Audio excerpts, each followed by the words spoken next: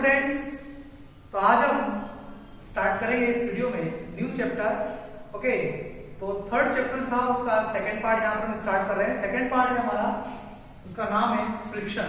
Okay, इसके previous video में हम लोगों ने लॉ ऑफ मोशन जो चैप्टर था वो हम लोगों ने स्टडी कर लिया है। इसमें normally law of motion, okay, momentum इतना ही था, कंजर्वेशन ऑफ मोमेंटम क्या होता है, इतनी चीजें थी, टॉपिक थे उस वीडियो में जो हम देख चुके हैं।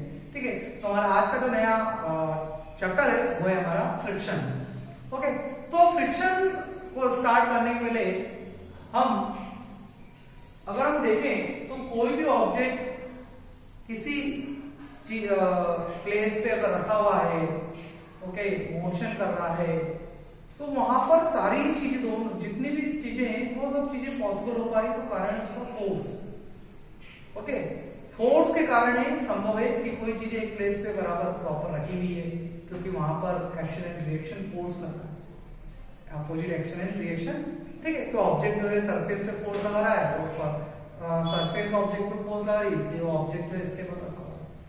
या कोई ऑब्जेक्ट मोशन कर रहा है तो उस पर हम फोर्स लगा रहे हैं। तो कुल मिला के सारी चीजें फोर्स से संबंधित है।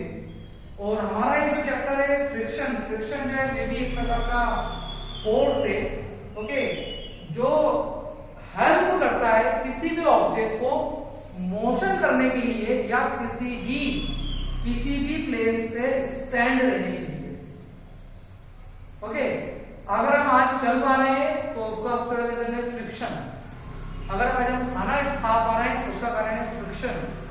अगर प्लेस पे कोई ऑब्जेक्ट रखी हुई है तो उसका भी रीजन है फ्रिक्शन।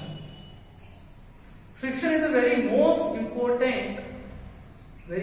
important concept, बहुत ही इंपॉर्टेंट कंसेप्ट है आवर डेली लाइफ का। ठीक है, अगर फ्रिक्शन ना हो तो बहुत सारी चीजें संभव ही नहीं है कि दुनिया में हो। जैसे आज हम जमीन पे चल पा रहे हैं, सबसे बड़ी पहली बात ये एक प्लेस से दूसरी प्लेस पे, वो फ्रिक्शन के कारण है। अगर रोड पे व्हीकल्स वगैरह चल पा रहे हैं तो उसका भी एक रीजन है, वो है फ्रिक्शन। ओके, तो फ्रिक्शन बहुत ही इंपॉर्टेंट है हमारे लिए, हमारी लाइफ के लिए।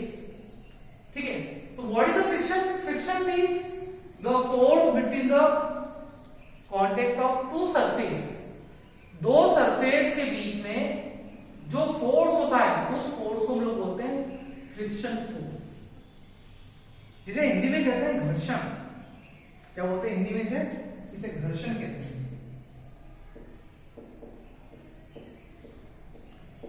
ओके, घर्षण मतलब है जब दो सरफेस आपस में घिसाती है तो उसे घर्षण कहते हैं। तो यहां पर भी हो रहा है कि जब मैं एक प्लेस से दूसरी प्लेस तक मूव कर रहा हूं तो नीचे जो सरफेस है वो और मेरे पैर जो है वो एक सरफेस होगी। पैरों का नीचे वाला हिस्सा एक सरफेस और ऑलरेडी यहां पर जो फर्श है वो भी एक सरफेस है। तो दोनों सरफेस एक दूसरे के बीच में क्या लगा रही है? फोर्स लगा रही है, जिसके कारण संभव है कि मैं यहां पर या तो खड़ा हूं या एक प्लेस से दूसरी प्लेस तक चल पा रहा हूं। खाना भी अगर हम खाते हैं मुंह के अंदर, खाते हैं तो उसमें भी क्या होता है? खाना खुद एक सरफेस और दांत जो एक सरफेस है, दो सरफेस होगी, जिसके कारण हम किसी खाने को चबा तो ये रीजन है कि कुछ चीजें संभव है तो केवल और केवल फ्रिक्शन के कारण। ठीक है, अगर फ्रिक्शन ऑफ फोर्स ना हो तो पॉसिबल ही नहीं कि रोड पे व्हीकल चल पाए, क्योंकि रोड एक सरफेस और टायर की जो सरफेस है, दो सरफेस हो गए, दो सरफेस में फ्रिक्शन ऑफ फोर्स लग रहा है। आपने देखा होगा बारिश के दिनों में गाड़ियां स्लिप हो जाती है रोड पर, उसका कारण क्या है? क्योंकि वहां पर उन दो सरफेस के बीच में फ्रिक्शन ऑफ फोर्स नहीं हो पाता है, और जिस कारण गाड़ियां जो हो जाती है, क्या हो जाती है? स्लिप हो जाती है। या वहां पर लिमिटिंग फ्रिक्शन जो होता है, लिमिटिंग इक्विलिब्रियम जो होती है वो खत्म हो जाती है वहां पर। तो लिमिटिंग इक्विलिब्रियम अगर खत्म हो जाएगी वहां पर तो ऑब्जेक्ट स्वाभाविक बात है इक्विलिब्रियम वाला स्टेबल, जो उसको सीमित करके रखती है, स्टेबल करके रखती है। पढ़ेंगे इसको, ये लिखा है लिमिटिंग इक्विलिब्रियम। आगे आएगा टॉपिक जो पढ़ाऊंगा मैं आपको, तो इसको भी समझाऊंगा मैं आपको लिमिटिंग फ्रिक्शन का। तो ऑब्जेक्ट भी रोड पे चल रहा है तो वहां पर भी फ्रिक्शन ऑफ फोर्स है, जो उसको स्टेबल करके रखा हुआ, गाड़ियां जो चल रही हो। और जहां बरसात के दिनों में जहां कीचड़ होता है वहां पे गाड़ियां नहीं चल पाती, फिसलती, स्लिप करती है, फ्रिक्शन ऑफ फोर्स नहीं होता है दो सरफेस के बीच में। या एक फोर्स ज्यादा हो रहा है, एक फोर्स कम हो रहा है, इसके ज्यादा वाला फोर्स के कारण गाड़ी स्लिप हो रही है, क्योंकि गाड़ी का फोर्स ज्यादा और नीचे से फोर्स कम, स्टेबल नहीं हुआ तो गाड़ी स्लिप हो गई, फ्रिक्शन ऑफ फोर्स प्रॉपर नहीं हो पाई।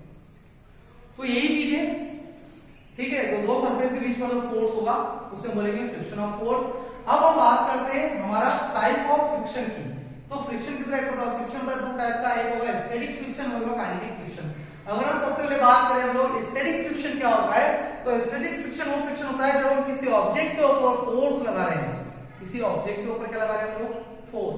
When you apply force on the object, जब आपने किसी ऑब्जेक्ट के ऊपर फोर्स लगाया तो वो ऑब्जेक्ट का रखा है, किसी सरफेस पे रखा हुआ है, लेकिन वो ऑब्जेक्ट जो है वहां से मूव नहीं हो रहा है, वो स्टेबल है, ऐसा वैसे ही है, वो उसी प्लेस पर रखा हुआ है। तो वहां पर उस कंडीशन में उन दोनों सरफेस के बीच में जो फोर्स होगा वो होगा आपका स्टैटिक फ्रिक्शन। स्टैटिक फ्रिक्शन जो है उस ऑब्जेक्ट को उस प्लेस से हिलने नहीं देगा, भले आप कितना भी फोर्स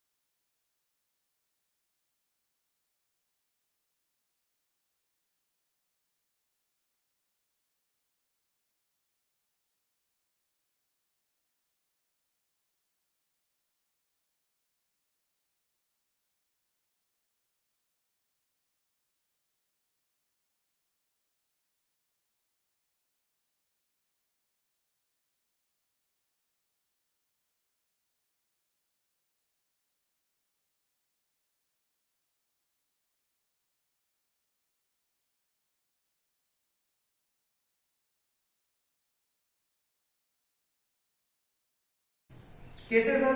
देखो, जैसे कोई सरफेस है, इस सरफेस पे कोई ऑब्जेक्ट रखा हुआ है, ओके।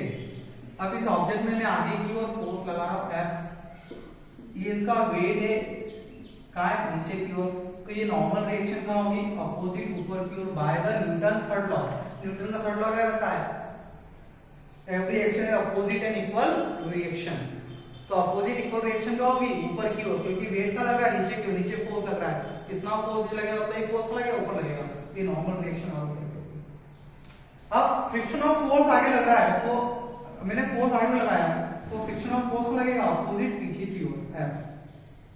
अगर ये स्टैटिक है, खड़ा ही भी है, तो Fs होगा। अगर यही ऑब्जेक्ट अगर मूव कर रहा है, मोशन कर रहा है, और इसका वेट तो क्या नीचे की ओर है W, इसकी नॉर्मल रिएक्शन R ऊपर की ओर, और ये आगे की ओर मूव कर रहा है, तो फ्रिक्शन ऑफ फोर्स होगा पीछे की ओर, जो कितना होगा? F, friction of kinetic. अगर स्टेबल है, कंडीशन में खड़ा हुआ है, तो क्या होगा? Fs होगा, फ्रिक्शन ऑफ स्टैटिक्स। अगर मोशन में तो फ्रिक्शन ऑफ काइनेटिक। जो उसको बैलेंस करेगा, जो उसको क्या करेगा? बैलेंस करेगा। बैलेंस करना भी जरूरी है, मैंने बताया रोड गाड़ी चल रही है, तो कभी कभी बैलेंस खत्म हो जाता है कि एक फोर्स ज्यादा हो गया, एक फोर्स कम हो गया, एक फोर्स ज्यादा, एक फोर्स कम। तो एक फोर्स कम हो गया, एक ज्यादा हो गया, इस कारण जो है वो गाड़ी की और स्लिप हो रही है वहां पर, ठीक है। तो यहां पर अगर बैलेंस कंडीशन में है, तो जितना फोर्स आगे लग रहा है उतना ही फोर्स का नॉर्मल पीछे की ओर लग रहा है। और फ्रिक्शन ऑफ फोर्स ऑलवेज का लगता है बैकवर्ड, पीछे को लगता है। जब हम नॉर्मली चलते भी तो हमारे देखा होगा, आपने देखा होगा कि जो पंजे जो होते हैं वो सरफेस को पीछे की ओर धकेलते हैं। तो कारण क्या उसका? ये कारण है कि फ्रिक्शन ऑफ फोर्स लग रहा है पीछे की ओर, आप चल पा रहे हो आगे की ओर, मतलब आगे की ओर फोर्स लगा रहे हैं, फ्रिक्शन ऑफ फोर्स पीछे लग रहा है, बैलेंस हो रहा है यहाँ पर। जमीन क्या हो रहा है? आप जमीन पे चल पा रहे हो। लेकिन कभी ऐसा जैसे तेल जुड़ा, अगर सरफेस पे अगर तेल जुड़ा हुआ है, ऑयली सरफेस है, तो उस सरफेस पे आप चल पाओगे क्या? नहीं चल पाओगे। उस सरफेस पे आप चल नहीं सकते, क्योंकि वहां पर ऑयली सरफेस के होने कारण वहां पे दो सरफेस जो है कांटेक्ट में नहीं आएगी। उन दोनों सरफेस के बीच में आपका contact of friction of force नहीं होगा, जिससे आप चलोगे तो पीछे की ओर हो जाएगा और आप वहीं के वहीं गिर जाओगे। तो वहां पर उस कंडीशन के अंदर लिमिटिंग इक्विलिब्रियम नहीं होगा, जो दोनों फोर्स का अगर बैलेंस है। आप तो फोर्स लगा रहे हो, लेकिन नीचे से फोर्स लग नहीं पा रहा है। क्यों लग पा रहा है? क्योंकि कांटेक्ट में नहीं आ सकते। तो limiting friction is also very most important concept between the friction. अगर ये चीज नहीं होगी तो ना कोई चीज कंडीशन स्टेबल रह पाएगी और नहीं कोई ऑब्जेक्ट मोशन में आ पाएगा। ठीक है बच्चों, तो ये बहुत ही सिंपल सी चीजें थी आज के इस वीडियो के अंदर फ्रिक्शन की, जो मैंने बताया फ्रिक्शन क्या होता है, फ्रिक्शन के टाइप क्या होते हैं, रोलिंग फ्रिक्शन, स्लाइडिंग फ्रिक्शन क्या होता है, जो काइनेटिक फ्रिक्शन के टाइप से इसमें डिफरेंस भी जो बुक में दिया हुआ है, एग्जाम पूछा था, मैंने एक्सप्लेन कर दिया, आप लोग बुक में पढ़ सकते हैं इसको। लिमिटिंग फ्रिक्शन क्या होता है, कैसा लगता है, ओके, वो भी चीज बता दी मैंने आप लोगों को। इसके अगले वीडियो में हम बात करेंगे कोएफिशिएंट ऑफ फ्रिक्शन। ओके, तो प्लीज थैंक यू, आप लोगों ने देखा इस वीडियो को, आई होप आप लोग